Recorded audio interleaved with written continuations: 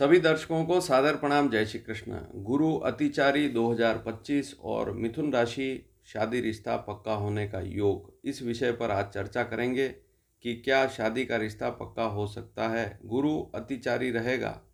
अब सबसे पहले तो यह बात समझें कि अतिचारी स्थिति होती क्या है, और यह स्थिति मिथुन राशि पर बनेगी और गुरु मिथुन राशि पर ही रहेगा और इसी राशि पर अतिचारी स्थिति में रहेगा 15 मई 2025 से लेकर 18 अक्टूबर 2025 तक। अतिचारी किसे कहते हैं?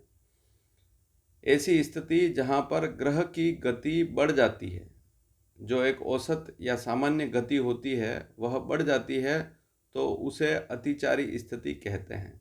और यह एक सामान्य सी बात है, इससे घबराने की आवश्यकता नहीं है, क्योंकि ऐसी स्थितियां अनेक बार बनी है पहले भी और आगे भी बनती रहेगी।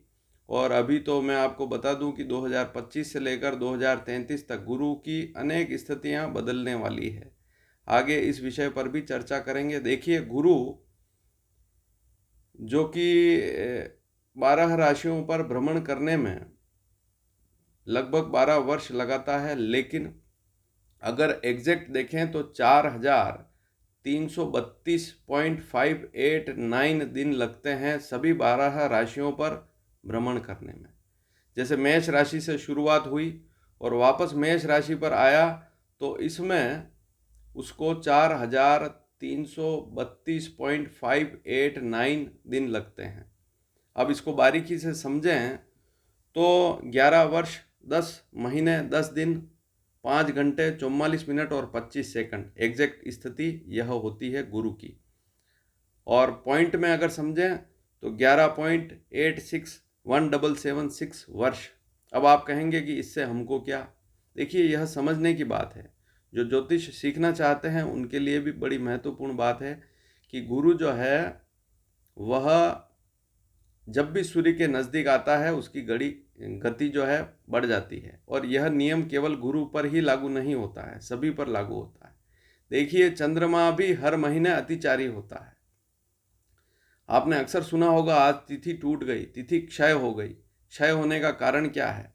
चंद्रमा पृथ्वी के चक्कर काट रहा है और ऐसी स्थिति में इन 27 दिनों में एक ऐसी स्थिति बनती है जब वह पृथ्वी के नज़दीक स्थिति में होता है, वहाँ चंद्रमा की गति बढ़ जाती है। तो ग्रहों का सीधा सा नियम है कि गुरु जैसे सूर्य के चक्कर काटता है, तो एक स्थिति ऐसी होती है जब वह अधिकतम दूरी पर होता है, वहाँ गुरु की गति कम होती है। और जब गुरु चक्कर काटते काटते सूर्य के नज़दीक स्थिति में आ जाता है, दो स्थितियाँ होती है, एक तो अधिकतम दूरी और एक बहुत कम दूरी। तो जहाँ कम दूरी होती है गुरु की, वहाँ गुरु की गति बढ़ जाती है। तो इस वर्ष ऐसी ही स्थिति बन रही है। गुरु की गति जो है नॉर्मल 5 कला के लगभग होती है। अगर उसको 11 या 12 महीने तक गुरु एक राशि पर रहे तो 5 कला के लगभग उसकी गति होती है। लेकिन इस वर्ष देखेंगे तो मिथुन राशि को पार करने में उसको मात्र 150 दिन 5 महीने में पार कर लेगा। 15 मई से 18 अक्टूबर, तो जून जुलाई अगस्त सितंबर अक्टूबर, 5 दिए 15, 150 दिन में 150 या 53 दिनों में पार कर लेगा। तो ऐसी स्थिति में उसकी गति बढ़ जाती है। अब आप पंचांग खोलकर देखेंगे तो गुरु की गति वहाँ 5 कला से अधिक होगी, 10 कला, 11 कला, 12 कला या 13 कला के लगभग। तो इस बात को समझना बहुत ज़रूरी है। वैसे गुरु का वर्ष जो होता है 361.049 दिन का होता है। तो गुरु को एक राशि पर भ्रमण करने में लगभग 361.049 दिन लगते हैं। तो 361 दिन का एक संवत्सर भी होता है। जैसे अभी सिद्धार्थी संवत्सर चल रहा है, तो यह संवत्सर जो 60 संवत्सर है, इनकी गणना गुरु के आधार पर होती है। सामान्य तौर से 12 महीने या 11-12 महीने तक गुरु एक राशि पर रहता है, लेकिन बहुत सी बार गति बढ़ जाती है। कभी कभी ऐसी स्थितियां भी बनती है कि गुरु जब नज़दीक आएगा सूर्य के, कोई भी प्लेनेट जो सूर्य की परिक्रमा कर रहा है नज़दीक आएगा तो गति बढ़ जाती है। सीधी सी बात है। अब एक महत्वपूर्ण बात, गुरु सूर्य से 245 अंश जब दूर होता है, तब ऐसी स्थिति में वक्री होना शुरू हो जाता है। तो गुरु और सूर्य के बीच की जो अंशों की अंतर वाली स्थिति है, 245 डिग्री का अंतर जैसे ही होगा, वहाँ गुरु फिर वक्री होना शुरू हो जाता है। और 115 अंश कि दूरी जैसे ही होगी, सूर्य और गुरु के बीच का डिग्री का अंतर 115 डिग्री का अंतर होते ही, जब आप राशि अंश कला विकला की गणना करते हैं तो वहाँ उसको घटाएंगे आपस में, पता गुरु में से सूर्य घटाएं या सूर्य में से गुरु घटाने पर जो अंतर 115 अंश का आता है, तो ऐसी स्थिति में वहाँ गुरु पुनः मार्गी हो जाता है। इस बात को भी समझना जरूरी है। और गुरु जब वक्री होता है तो फिर वक्री अवस्था कितने दिनों तक चलती है? लगभग 4 महीनों तक, या यूँ भी कह सकते हैं कि 120 दिन या 124 दिन तक गुरु वक्री अवश्य रहता। तो इस बार अगर आप देखेंगे तो 11 नवंबर को यह वक्री होगा, 2025 में 11 नवंबर को वक्री होगा और फिर 11 मार्च को मिथुन राशि में मार्गी होगा। तो ये कुल मिलाकर 120 दिन यहाँ पर हो गए। तो ये स्थिति समझने की होती है। और मार्गी से वक्री, वक्री से मार्गी होते समय 5-6 दिन ऐसे भी होते हैं जहाँ गुरु स्थिर सा हो जाता है और उसे स्तंभी कहते हैं। किताबों में बहुत सी बार पढ़ने में आता है कि गुरु स्तंभी किसे कहते हैं। तो गुरु स्तंभी का मतलब होता है कि कुछ स्थितियाँ ऐसी भी होती है जब वक्री से मार्गी हो रहा है या मार्गी से वक्री हो रहा है, तो उन दिनों में गुरु स्तंभी हो जाता है। एक कला या बहुत कम स्थिति, वहाँ उसकी गति बहुत धीमी हो जाती है, रुक सा जाता है। तो इस बात को समझना भी बहुत जरूरी है।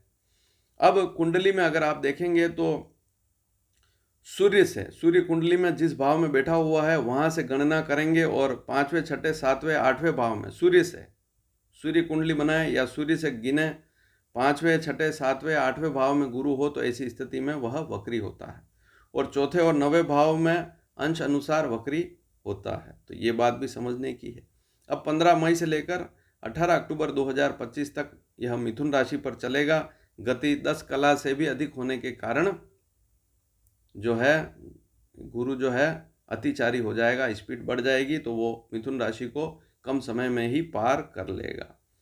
अब विवाह मुहूर्त अगर देखें तो 15 मई से 8 जून तक ही रहेंगे, फिर इसके बाद गुरु अस्त भी हो जाएगा। गुरु का नियम है कि 11 डिग्री सूर्य के नज़दीक सूर्य और गुरु का अंतर 11 डिग्री का हो तो फिर, या इससे कम हो, 11 डिग्री से कम हो तो गुरु फिर अस्त रहता है। 11 डिग्री से एक कला भी ऊपर चला गया तो उदय हो जाता है।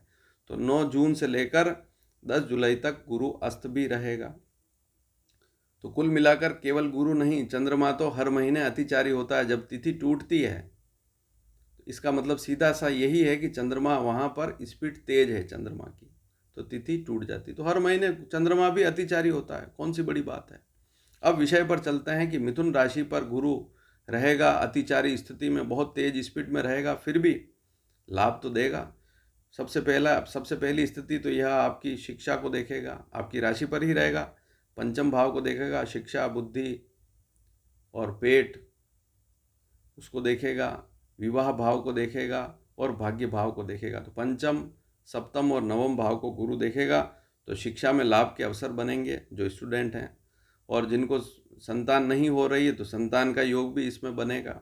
ये भी अच्छी स्थिति है। अपनी बुद्धि से, अपने मैनेजमेंट से, अपने कार्यों में आप लाभ अर्जित करेंगे। हाँ, थोड़ी स्पीड ज़्यादा रहेगी, समय जल्दी निकलेगा, तो थोड़ा सा ध्यान भी रखना पड़ेगा। अगर कोई ऐसी स्थिति बन रही तो तुरंत ध्यान देवें। शादी का रिश्ता पक्का होने का योग पूरा बनता है। मिथुन राशि वालों के लिए अच्छा योग बन रहा है, लेकिन ध्यान देंगे तभी। एकदम कहीं से रिश्ता आएगा, अचानक रिश्ता आएगा, क्योंकि अतिचारी गुरु है, अचानक रिश्ता आएगा और फिर आप ध्यान देंगे तो सफलता मिलेगी। अगर आप अपने काम में व्यस्त रहेंगे, किसी और काम में, कहीं लाभ अच्छा मिल रहा है वहाँ उस चक्कर में चले गए तो फिर शादी का रिश्ता इधर निकल जाएगा। तो इस बात को ध्यान, फिर वापस रिश्ता आएगा। तो 5 महीने हैं अच्छे, लेकिन ध्यान भी देना पड़ेगा क्योंकि गुरु अतिचारी है। रिश्ते तो आएंगे और दाम्पत्य जीवन में भी लाभ मिलेगा, व्यापार में भी लाभ की स्थिति रहेगी। पार्टनरशिप में कोई काम कर रहे हैं तो वहाँ पर भी ध्यान देंगे तो लाभ जरूर मिलेगा। धार्मिक रुचि रहेगी, धार्मिक यात्राओं का योग भी बनेगा, भाग्य की वृद्धि होगी, अचानक लाभ के योग बनेंगे। तो बहुत अच्छी स्थितियाँ बनने वाली है। पिता से भी लाभ के योग बनेंगे, पैतृक संपत्ति का लाभ भी मिल सकता है और शुभ यात्राओं का योग भी इस समय में बन सकता है। बस ये है कि थोड़ा सा खान पान पर ध्यान देवें, क्योंकि आपकी राशि पर ही रहेगा। तो अगर जिनका खान पान दिनचर्या ठीक नहीं है, जल्दबाजी में जो भोजन करते हैं, उनके लिए भी गुरु थोड़ा सा आपकी राशि पर ही रहेगा, तो थोड़ा ध्यान देना पड़ेगा।